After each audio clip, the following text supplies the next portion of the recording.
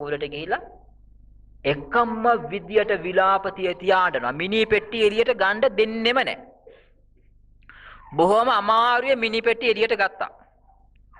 ගත්තට පස්සේදී කොහොම හරි දැන් බහානිත් ස්වාමීන් වහන්සේලා දෙනමක් හිටියා. උන්වහන්සේලා දෙනම බණ කිව්වා. දැන් ඊට පස්සේ තුන්වෙනි අවස්ථාව මට. මගේ අවස්ථාවේදී දැන් තරමක් දුරට එක එක ගහන්න පියක නතර කෙරුවා. නතර කරවලා ඉවර වෙලා මං කිව්වා දැන් උඹලා මේ මිනිය ගේ ඇතුලේ තියදී මහ පොළොවේ පස් කකා ඇඬුවා. දැන් හිත හැදිලා තියෙන්නේ. බනහල ඔක්කොගම හිත හැදිලා තියෙන්නේ.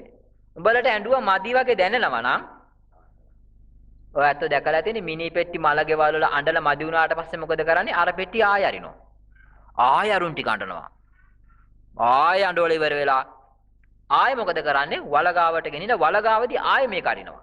ඇරලා ආය පෙන්නනවා. පෙන්නලා ආය අඬවනවා. අඬෝල හෙම්බත් කරලා මෙවුන් ටික ආය ගෙදෙට්ට ගේනවා. මං කෝ අඬලා මදි වගේ නම් මේක ආය අරින්න පුළුවන්.